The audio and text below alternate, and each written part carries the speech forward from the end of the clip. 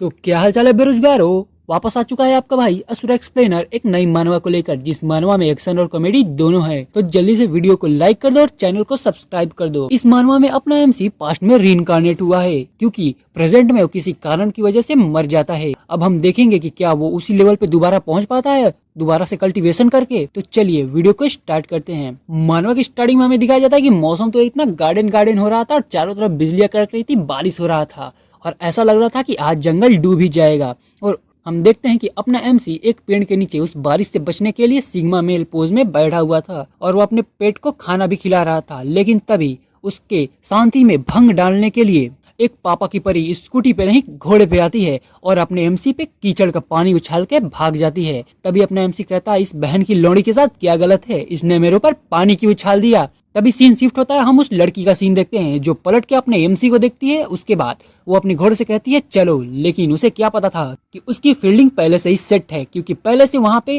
किसी ने रस्सी लगा रखी थी जिसके कारण उसका घोड़ा फिसल के गिरने वाला था। लेकिन अपनी हीरोइन तेज थी, वो जल्दी से घोड़े के ऊपर से कूद के एक ऑरा फार्मिंग पोज में नीचे आती है और कहती है बच गई। लेकिन तभी उसके ऊपर कुछ मास्कमैन अटैक कर देते हैं, जिसकी वजह से वो पीछे हटती है और उन सभी पे एक थंडर अटैक कर देती है, जिसके कारण वहां पे धुआं धुआं हो जाता है और ऐसा लगता है कि वो सारे के सारे मास्कमैन कमीने मारे गए। लेकिन हम देखते हैं कि वो लोग धुएं से बाहर आते हैं और अपनी लड़की को कहते हैं घोप घोप मियाओ, तुम्हें क्या लगा हम इतने से अटैक से मर जाएंगे।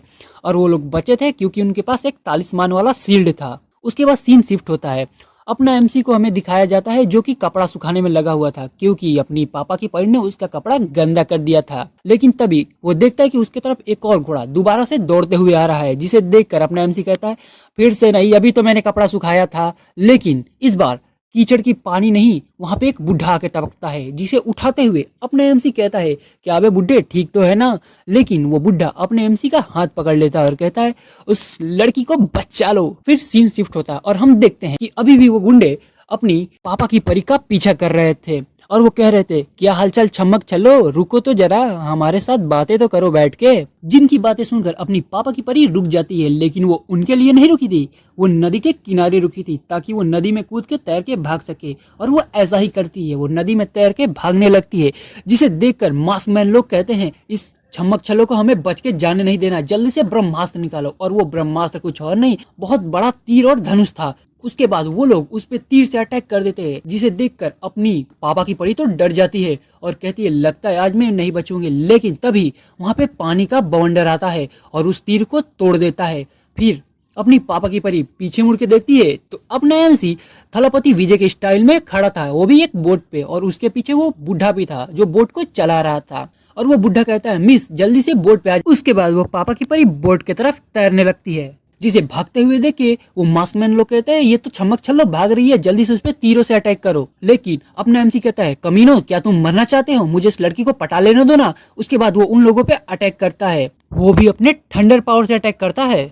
लेकिन उन्हें उस अटैक से कोई फर्क नहीं पड़ता, क्योंकि उनके पास शील्ड थी, वो भी तालिस्मान की, जिसे देखकर अपना एमसी कहता है ये तो हाईएस्ट ग्रेड की तालिस्मान है, वो भी थंडर रेजिस्टेंस। जिसे सोचते हुए देखकर पीछे से अपनी पापा की परी बोलती है मेरे हीरो, आपने मुझे बचाकर बहुत अच्छा काम किया, लेकिन आप इन लोगों का सामना नहीं कर सकते, क्योंकि उन लोगों के पास लाइटिंग रेजिस्टेंस तालिस्मान है, वो भी हाईएस्ट ग्रेड का। जो बात सुनने के बाद तो अपने एमसी के ईगो पे लग जाती है और वो कहता है मैं लड़ते लड़ते मर जाऊंगा, लेकिन बैटलफील्ड छोड़ के कभी नहीं भागूंगा और एक लड़की को बचाने का मौका तो मैं कभी नहीं छोड़ूंगा। उसके बाद वो अपनी लाइटनिंग पावर को चार्ज करता है और एक बहुत ही खतरनाक अटैक उन लोगों पे कर देता है, जिसके कारण वो लोग वहीं पे खत्म हो जाते हैं और एक बड़ा सा गड्ढा हो जाता है और उस गड्ढे में से बहुत सारा धुआं निकल रहा होता है। और तब अपना एमसी सोचते हुए कहता है अगर मैं रीइंकार्नेट होने के बाद अगर मेरी ये थंडर पावर मेरे पास नहीं होती तो शायद आज मैं इन लोगों को नहीं हरा पाता, क्योंकि ये लोग बहुत ही ज्यादा ताकतवर थे। फिर वो उस बुढ़े से कहता है ओल्ड मैन जल्दी से बोट को आगे ले चलो, आगे एक गुफा है, हम लोग रात भर वहीं पे रहेंगे। उसके बाद सीन शिफ्ट होता है और हम लोग गुफा के अंदर का सीन देखते हैं, जहाँ पे वो बुढ़ा उस पापा की परी के कपड़े सुखा रहा होता है और सुखाने के बाद वो उस लड़की को उसका कपड़ा दे देता है और कहता है मिस ये लीजिए और ये कपड़ा पहन लीजिए। जिसे पहनने के बाद वो लड़की जिस पत्थर के पीछे वो लुकाई हुई थी या फिर छिपी हुई थी। वो बाहर आती है और कहती है अपने एमसी को, शुक्रिया मेरे हीरो, आपने मुझे बचा लिया, मेरी जान बचाने के लिए मैं जितना भी थैंक्स करूँ वो कम है। लेकिन अपने एमसी का सीन हम देखते हैं जो कि उस लड़की के प्यार में पागल हो चुका था। वो उसे देखते हुए कहता है, क्या माल है यार, क्या माल है। लेकिन फिर वो कहता है, कोई बात नहीं, एक लड़की को बचाना तो हम लोग का कर्म होता है, हम लोग का धर्म होता है। अगर आप थैंक यू की जगह मुझे ये बता दे कि वो लोग आपका पीछा क्यों कर रहे थे, तो मैं शायद आपकी कुछ मदद कर पाऊँ।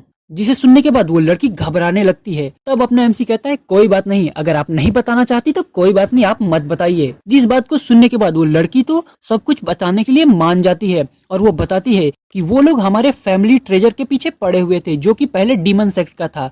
डीमन सेक्ट की बात सुनते ही अपना एमसी अचानक से बहुत ज्यादा सोचने लगता है और कहता है, यहाँ पे भी डीमन सेक्ट। तो मैं अभी बता देता हूँ कि शायद अपने एमसी को मारने के पीछे डीमन सेक्ट का भी एक बहुत बड़ा हाथ। उसके बाद अपना एमसी उस लड़की से पूछता है, फैमिली ट्रेजर, आखिर ये कैसा फैमिली ट्रेजर है जिसके पीछे इतने सारे लोग पड़े हुए थे? क्या मुझे उस ट्रेजर के बारे में आप कुछ बता सकती हैं? जिसके बारे में वो लड़की बताने ही वाली होती है अपनी एमसी को, लेकिन तभी वो बुढ़ा बीच में खांस देता है और कहता है, मिस ली यून, आप उसे नहीं बता सकती क्योंकि ये हमारा फैमिली ट्रेजर है और ये बाहर वाला है और बाहर वाले को सख्त मना किया गया है कि बाहर वाले को हमें इस ट्रेजर के बारे में नहीं बताना है। जो बात सुनने के बाद तो अपना एमसी कहता है, कोई बात नहीं, मैं ऐसा हरकत करूंगा जैसे कि मैंने ये सवाल पूछा ही ना हो। उसके बाद अपना एमसी सो जाता है। फिर हम लोग बाहर का सीन देखते हैं जहाँ पे चांदनी रात थी और चांद आधा निकला हुआ था। फिर हमें दोबारा से गुफा के अंदर का सीन दिखाया जाता है जहाँ पे वो बूढ़ा और वो पापा की परी आपस में बात कर रहे होते हैं और वो पापा की परी उस बुढ़े से कहती है, अंकल जोंग, कल सुबह आप दोबारा से घर वापस चले जाइएगा, मुझे आपकी जरूरत नहीं है, आपकी जरूरत घर पे ज्यादा है। जिस बात को सुनने के बाद वो बुढ़ा कहता है, नहीं मिस यून, मैं आपको यहाँ पे अकेले नहीं छोड़ सकती। जिस बात को सुनकर वो पापा की परी कहती है, कौन कह रहा है कि मैं यहाँ पे अकेली हूँ? मेरे साथ ये लड़का है ना, ये लड़का जहाँ जाएगा मैं वहाँ जाऊंगी, मैं इसे फॉलो करूंगी और ये मेरा ऑर्डर है कि आप घर वापस चले जाइए। फिर सीन शिफ्ट होता है और हम अब अगले दिन का सीन देखते हैं जहाँ पे अब हमारा एमसी प्रोफाउंड हेवन सेक्ट के गेट के सामने खड़ा होता है और वहाँ के गार्ड को एक लेटर देते हुए कहता है, मैं यहाँ पे 3rd राउंड के सिलेक्शन ट्रायल को देने आया हूँ। तो जिसपे गार्ड कहता है, अच्छा जी, तो मुझे फॉलो करो। तभी हम अपने पापा की परी को देखते हैं जो वहीं पे एक झाड़ी में छिपी हुई थी और अपने एमसी का पीछा करते करते यहाँ तक पहुंची थी। वो कहती है, अच्छा तो ये प्रोफाउंड हेवन सेक्ट का डिसाइपल है, तभी तो मैं कहूँ कि ये इतना ज्यादा पावरफुल आखिर क्यों है। फिर हमें प्रोफाउंड हेवन सेक्ट के माउंटेन पीक का सीन दिखाया जाता है जहाँ पे एक मार्शल आर्ट ट्रेनिंग ग्राउंड होता है और वहाँ पे बहुत सारे बच्चे आए होते हैं सिलेक्शन ट्रायल को देने के लिए। वहीं पे अपना एमसी भी खड़ा होता है जिसे पीछे से चिल्ला के बोलता है, चल ली, आखिर तुम यहाँ पे आ गए। फिर हम देखते हैं अपने एमसी को बुलाने वाली एक लड़की होती है जिसका नाम होता है क्विंग रान। वो अपने एमसी से कहती है, मुझे तो लगा था कि तुम सिलेक्शन ट्रायल देने के लिए अब कभी आओगे ही नहीं। तुम्हें तो पता है ना कि डीमन सेक्ट ने हम पे नजर रखी हुई है और हमने साथ में मिलकर डिसाइड किया था कि हम लोग प्रोफाउंड हेवन सेक्ट का सिलेक्शन ट्रायल को देंगे और वहाँ पे रहेंगे। तभी अपना एमसी कहता है, चुप हो जा मेरी अम्मा, चुप हो जा, मैं तो बस अपने पार्टनर को लेने गया था। तभी वो लड़की कहती है, ओले ले ले ले ले, ये कितना क्यूट है। उसके बाद वो बताती है कि पहले ट्रायल तो बहुत इजी था क्योंकि उसमें हमें एक स्वॉर्ड टेक्निक सीखनी थी, वो भी बस 3 दिन के अंदर, और तुम्हें तो पता है मैंने उस टेक्निक को बहुत जल्दी सीख लिया था, मुझे ज्यादा समय भी नहीं लगा। तभी वहाँ पे एक छुछुंदर की एंट्री होती है जो हर मानवा में अपने एमसी को बिना बात के उंगली करता रहता है और अपना एमसी उसकी चड्डी उतार के रख देता है और उस छुछुंदर का नाम होता है डोंग सुलियांग। और वो बोलता है, यहाँ पे देखो कुछ कुत्ते भौंक रहे हैं, वो भी सिर्फ बड़ी बड़ी बातें। फिर वो बताता है, the Tempest Phantom short technique एक इंटरमीडिएट लेवल की शॉर्ट टेक्निक है जिसे खुद मेरे जैसे जीनियस ने 2 दिन आधा दिन लगा के सीखा था और तुम बोल रही हो कि तुमने ऐसा ही सीख लिया। जिसपे क्विंग रियान बोलती है, तुम तो कुएं के मेढक हो जिसे ये भी नहीं पता कि समुद्र कितना बड़ा होता है। तुम्हें क्या पता कि अपना चेन-ली यानी अपना एमसी उसे 1 दिन में सीख लेगा। जिसपे वो कहता है, इम्पॉसिबल, ऐसा हो ही नहीं सकता कि कोई उसे 1 दिन में सीख ले, ऐसा हो ही नहीं सकता कि कोई मुझसे पहले वो टेक्निक सीख सकता है। तभी अपना एमसी कहता है, अगर मैं इस ट्रायल में फर्स्ट आ गया तो तुम क्या करोगे? तभी वो छुछुंदर कहता है, अगर तुम इस सिलेक्शन ट्रायल में फर्स्ट आ गए तो मैं द जीनियस डोंग अपने घुटने पे आके तुम्हें ग्रैंडपा बोलेगा यानी दादा बोलेगा। तभी वहाँ पे 3 फिगर्स उड़ते हुए आते और कहते हैं, अब हम तुम्हें बताएंगे कि ये ट्रायल तुमको कैसे देना है। तभी वहाँ पे प्रोफाउंड हेवन सेक्ट के एल्डर जियांग का एंट्री होता है और वो हमें बताते हैं कि वहाँ पे हमारे सेक्ट का पीक है, वहाँ पे जो सबसे पहले 10 लोग पहुंचेंगे उन्हें हम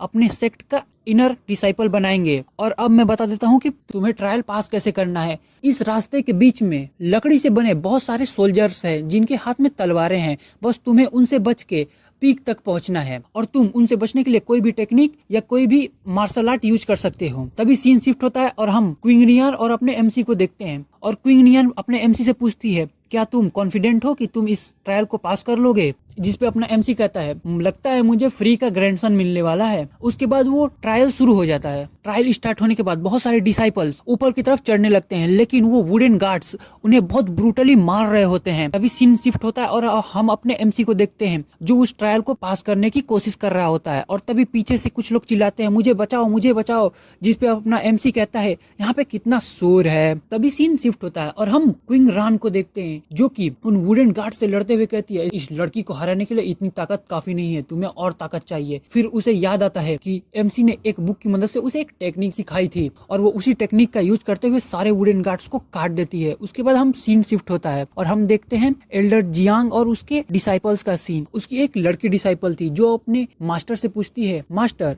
आपको क्या लगता है कौन सबसे पहले पीक पे चढ़ेगा और इस ट्रायल में फर्स्ट प्लेस हासिल करेगा? तभी एल्डर जियांग बोलते हैं, मुझे पता चला है कि एल्डर डोंग क्विंग लिन का ग्रैंडसन भी इस सिलेक्शन ट्रायल में पार्टिसिपेट किया है और वो बचपन से ही बहुत ज्यादा टैलेंटेड, इंटेलिजेंट और बहुत ही ज्यादा होनहार लड़का है, लेकिन वो थोड़ा एरोगेंट भी है। तभी उसकी डिसाइपल बोलती है, तो आपके अकॉर्डिंग एल्डर डोंग का ग्रैंडसन ही इस सिलेक्शन ट्रायल को जीतेगा? जिस पे एल्डर बोलते हैं, इतनी जल्दी कंक्लूजन पे मत पहुंचो, यहाँ पे बहुत सारे टैलेंटेड लोग आए हैं और ऐसा हो सकता है कि उससे भी ज्यादा कोई टैलेंटेड इंसान इस ट्रायल को जीत जाए, क्योंकि इस दुनिया में टैलेंटेड लोगों की कमी नहीं है। उसके बाद सीन शिफ्ट होता है और हम अपने छुछुंदर को देखते हैं जो चिल्लाते हुए कहता है, मैं ही इस सिलेक्शन ट्रायल में फर्स्ट आऊंगा। और तभी हम एल्डर जियांग को देखते हैं जिन्हें पता चलता है कि कोई पीक के ऊपर पहुंच चुका है और वो वहां के लिए उड़ जाते हैं अपने दोनों डिसाइपल्स के साथ। और वहां पे वो पहुंच के देखते हैं तो अपना बैडेस्ट एमसी वहां पे खड़ा होता है और कहता है, मैं क्विंग यांग टाउन से चेनली एल्डर को ग्रीट करता हूं। और यहीं पे ये एपिसोड खत्म होता है। तो कैसा लगा आपको ये वीडियो कमेंट्स में जल्दी बताओ, और अपनी एक्स को भूलना चाहते हो तो जल्दी से मेरे चैनल को सब्सक्राइब कर लो, और जो सबसे ज्यादा अच्छा कमेंट करेगा इस वीडियो पे मैं उसे अगले वीडियो में सॉर्ट आउट दूंगा। तो बाय बाय, मिलते हैं अगले वीडियो में।